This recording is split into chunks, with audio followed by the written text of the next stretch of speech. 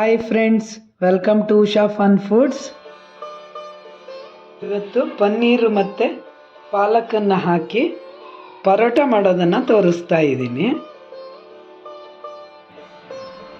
ಈಗ ಅದನ್ನು ಮಾಡೋಕ್ಕೆ ಗೋಧಿ ಹಿಟ್ಟನ್ನು ತಗೋತಾ ಇದ್ದೀನಿ. ಹಿಟ್ಟು ಕಲಿಸ್ಕೋತೀನಿ.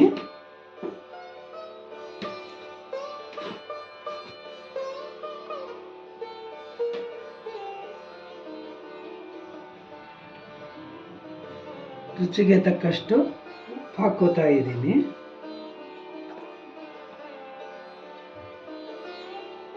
ಸೊಪ್ಪಿಂದಾಗಿರೋದ್ರಿಂದ ಸ್ವಲ್ಪ ಅಜ್ವಾಯಿನವನ್ನು ಹಾಕಬೇಕು. ಜೀರಿಗೆ ಅಜ್ವಾಯಿನ ಎಲ್ಲ ಹಾಕೋದ್ರಿಂದ ಗ್ಯಾಸ್ ಆಗಲ್ಲ. ಹಿಟ್ಟು ಕಲಿಸುವಾಗಲೇ ಒಂಚೂರು ಹಾಕಿದ್ದೀನಿ. ಮತ್ತು ಚೂರು ಜೀರಿಗೆ ಹಾಕಿದ್ದೀನಿ. ಓಂಕಾಳು ಮತ್ತು ಜೀರಿಗೆ, ಉಪ್ಪು, ಸ್ವಲ್ಪ ಅರಿಶಿಣದ ಪುಡಿನ ಹಾಕ್ತಾ ಇದ್ದೀನಿ. ಆಮೇಲೆ ಸ್ವಲ್ಪ ಕೊತ್ತಂಬರಿ ಸೊಪ್ಪನ್ನು ಹಾಕೋತೀನಿ ಇದಕ್ಕೆ.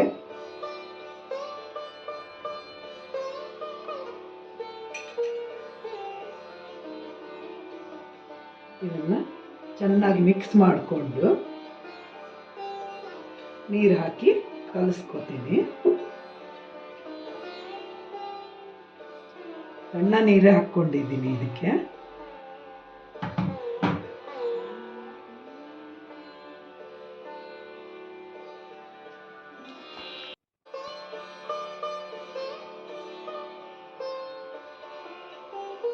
ಹಿಟ್ಟನ್ನು ಸಾಫ್ಟಾಗಿ ಕಲಿಸ್ಕೋಬೇಕು. ಸ್ವಲ್ಪ ಎಣ್ಣೆ ಹಚ್ಚಿ ಒಂದು ಸ್ವಲ್ಪ ಹೊತ್ತು ನೆನೆ ಬಿಡಬೇಕು. ಇದನ್ನು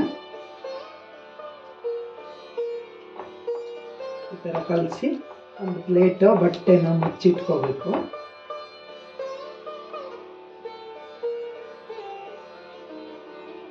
ಈಗ ಇನ್ನೊಂದು ಬೌಲಿಗೆ ಸಣ್ಣಗೆ ಪುಡಿ ಮಾಡಿ ಇಟ್ಕೊಂಡಿರೋದು ಅಥವಾ ತುರ್ಕೋಬೋದು ಆ ಪನ್ನೀರನ್ನು ಹಾಕ್ಕೋತಾ ಇದ್ದೀನಿ. ಈರುಳ್ಳಿ ಹೆಚ್ಕೊಂಡಿರೋದು, ಆಮೇಲೆ ಸಣ್ಣಗೆ ಹೆಚ್ಚಿಟ್ಕೊಂಡಿರೋ ಪಾಲಕ್ಕು, ಸ್ವಲ್ಪ ಧನಿಯಾ ಪೌಡ್ರನ್ನು ಹಾಕ್ಕೊಂಡಿದ್ದೀನಿ. ಇದಕ್ಕೂ ಒಂಚೂರು ಅಜ್ವಾಯಿನವನ್ನು ಚೂರೇ ಹಾಕಬೇಕು. ಒಂದು ಪಿಂಚು, ಒಂದು ಚಿಟಿಕೆ ಜೀರಿಗೆನೂ ಹಾಕ್ಕೊಂಡಿದ್ದೀನಿ. ತುರಿದಿಟ್ಕೊಂಡಿರೋ ಶುಂಠಿನ ಹಾಕಿದ್ದೀನಿ. ಶುಂಠಿ, ಜೀರಿಗೆ, ಓಮೋ ಹಾಕೋದ್ರಿಂದ ಗ್ಯಾಸ್ ಆಗಲ್ಲ, ಆರಾಮಾಗಿ ಜೀರ್ಣ ಆಗುತ್ತೆ. ಸೊಪ್ಪಿದ್ದವಾಗ ಅದನ್ನೆಲ್ಲ ಹಾಕಿದ್ರೆ ಚೆನ್ನಾಗಿ. ಇದು ಹೆಚ್ಚಿಟ್ಕೊಂಡಿರೋ ಹಸಿಮೆಣಸಿನ್ಕಾಯನ್ನು ಹಾಕಿದ್ದೀನಿ. ಕೊತ್ತಂಬರಿ ಸೊಪ್ಪನ್ನು ಸೇರಿಸ್ಕೋತಾ ಇದ್ದೀನಿ. ಇದನ್ನೆಲ್ಲ ಚೆನ್ನಾಗಿ ಕಲಿಸ್ಕೋಬೇಕೀಗ, ಮಿಕ್ಸ್ ಮಾಡ್ಕೋಬೇಕು.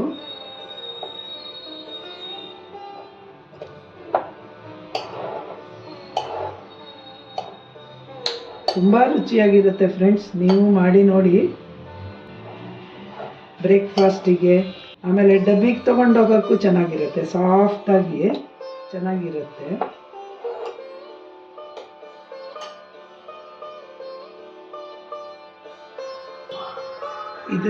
ಇದಕ್ಕೂ ಸ್ವಲ್ಪ ಉಪ್ಪನ್ನು ಹಾಕೋಬೇಕು.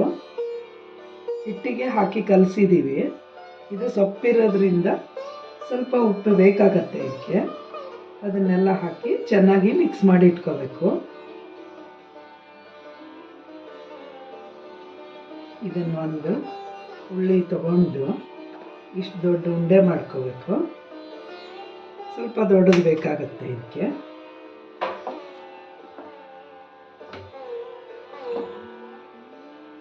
ಹಿಟ್ಟು ಹಚ್ಕೊಂಡು ಚೆನ್ನಾಗಿ ಲಟ್ಟಿಸ್ಕೋಬೇಕು.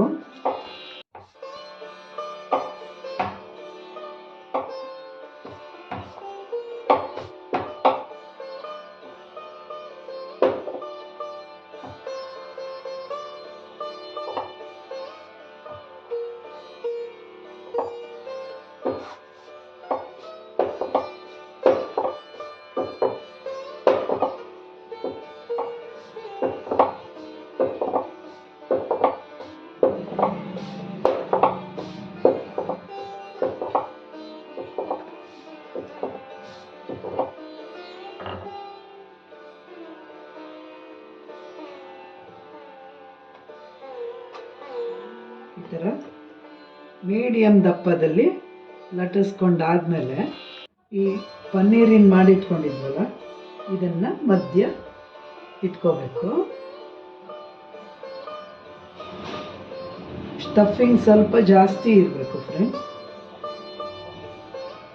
ಇದನ್ನು ಈ ಥರ ಒಂದು ಲೇಯರ್ ಮಡ್ಚೋದು, ಇದನ್ನು ಇನ್ನೊಂದು ಸರಿ ಮಡಚಿ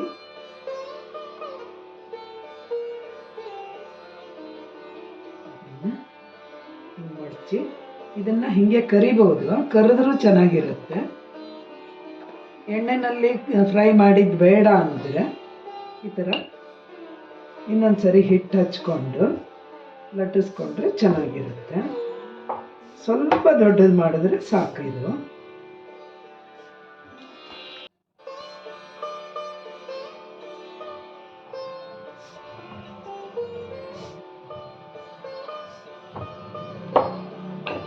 ಇಷ್ಟೇ ಇದ್ದರೆ ಸಾಕಾಗತ್ತೆ. ಈಗ ಇದನ್ನ ತವಾದ ಮೇಲೆ ಬೇಯಿಸೋಣ. ಈಗ ತವ ಕಾದಿದೆ, ಅದ್ರ ಮೇಲೆ ಇದನ್ನ ಇಟ್ಕೊತೀನಿ, ಬೇಯಿಸ್ತೀನಿ. ಮೀಡಿಯಂ ಉರಿನಲ್ಲೇ ಇರಬೇಕಿದು.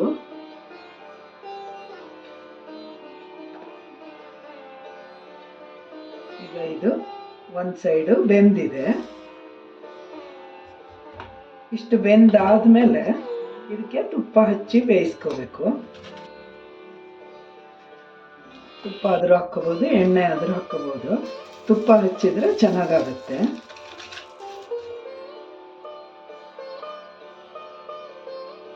ಅದೇ ಥರ ಇನ್ನೊಂದನ್ನು ರೆಡಿ ಮಾಡ್ಕೋತಾ ಇದ್ದೀನಿ.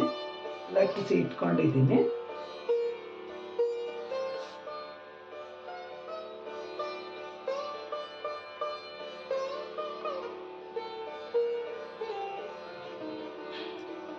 ಇದನ್ನು ಸ್ವಲ್ಪ ಹಿಟ್ಟು ಹಚ್ಕೊಂಡು ಲಟ್ಟಿಸ್ಕೋಬೇಕು.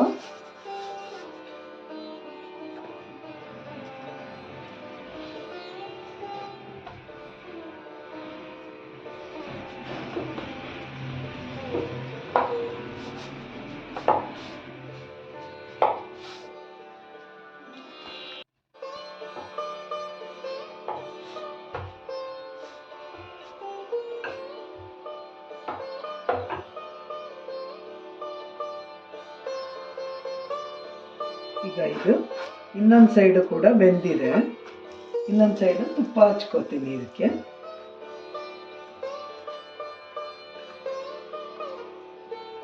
ರುಚಿ ರುಚಿಯಾದ ಪಾಲಕ್ ಪನ್ನೀರ್ ಪೋಟ್ಲಿ ರೆಡಿಯಾಗಿದೆ. ಇದನ್ನು ನೀವು ಮಾಡಿ ನೋಡಿ.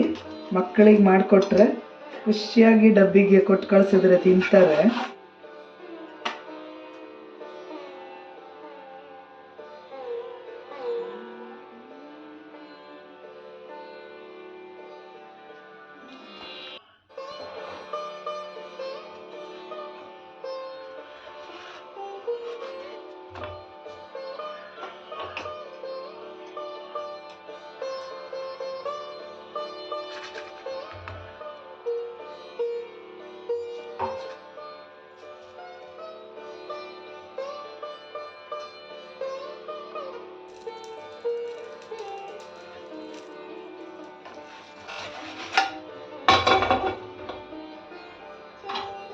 ರುಚಿ ರುಚಿಯಾದ ಪಾಲಕ್ ಪನ್ನೀರ್ ಪೋಟ್ಲಿ ರೆಡಿಯಾಗಿದೆ ಫ್ರೆಂಡ್ಸ್.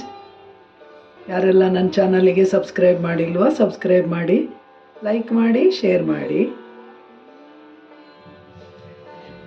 ಈಗ ಇದು ರೆಡಿಯಾಗಿದೆ.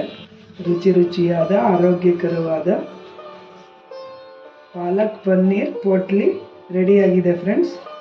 ಯಾರೆಲ್ಲ ನನ್ನ ಚಾನಲ್ಗೆ ಸಬ್ಸ್ಕ್ರೈಬ್ ಮಾಡಿಲ್ವೋ ಸಬ್ಸ್ಕ್ರೈಬ್ ಮಾಡಿ, ಲೈಕ್ ಮಾಡಿ, ಶೇರ್ ಮಾಡಿ. Thank you for watching. Bye bye.